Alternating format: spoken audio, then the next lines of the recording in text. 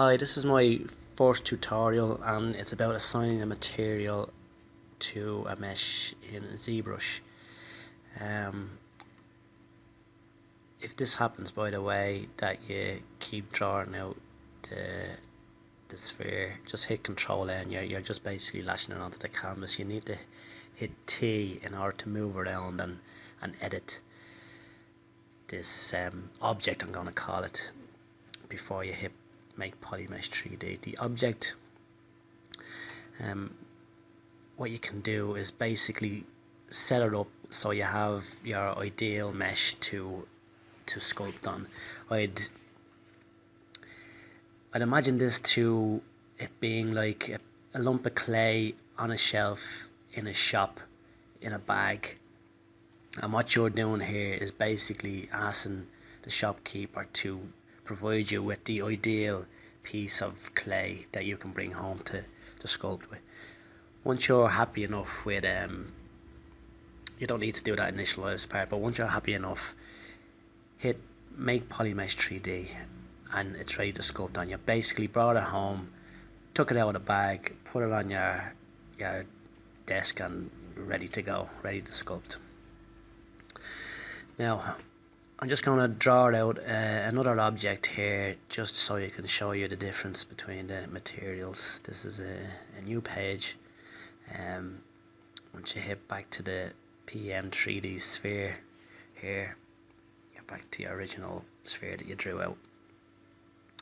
How assigning material works is basically I learned this from a chap called Glen Southern, who I done a 3-day course with recently on the fundamentals of ZBrush.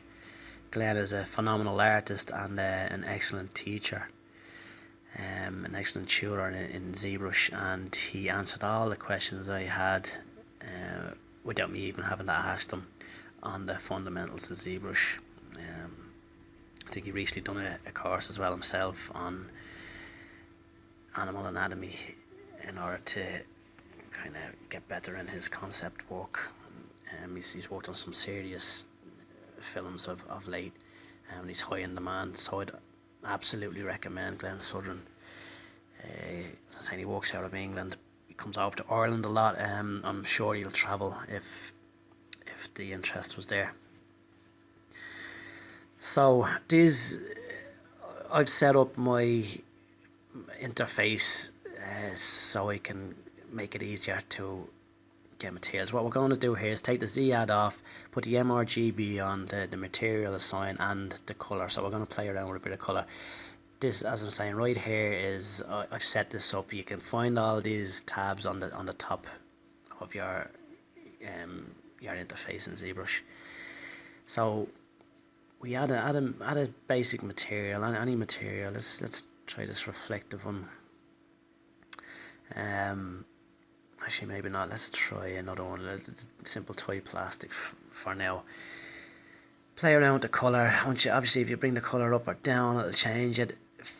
When you hit fill object, that's when the material is assigned. It's a bit strange the way it's done, but that's how they decide to do it. The material is assigned to the sphere. It's not assigned to the cylinder here, but it's on the cylinder. It's on everything else. That's the difference here. So I'll show you here. Now if you change the material, the assigned materials will stay on the sphere that you are working on, but it's on all the other materials until it's assigned, if that makes sense. So you can rename everything as well in the subtools category. So we're gonna paint on some, we're gonna do a bit of poly painting here. So if you hit Control D a couple of times, it will subdivide your mesh. Let's bring on the symmetry and bring it up over 30 so we can get a nice clean symmetrical base for painting. We're going to paint an eyeball. I still have the material tab on, so watch what happens when I try to paint on them. It'll try to paint on the colour and the material, so well, like that clay material there.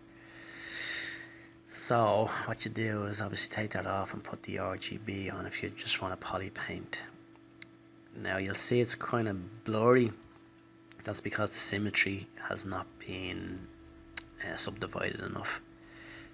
You'll see here it's very blurry. So as I was saying, it's fairly simple. Just hit Control D a couple of times, play around with them settings, and you can make sure the poly paint symbol is on as well, actually, by the way, and that you're using the standard brush to paint. That's another one. There's a few things that you have to keep in mind, but you can see here it's a lot sharper around the edges when you subdivide your geometry. And then you can play around with making weird eyeballs with weird colours. So that's the basics of assigning the material there. We're going to assign them another material now. Look, see the way that we change the colour there. That's what will happen with your material. But as I was saying, it's not assigned to this yet. So we're going to do it again. We'll hit on whatever material you want there. Make sure RGB is on when you go into the colour tab and fill the object. It should have assigned material, no?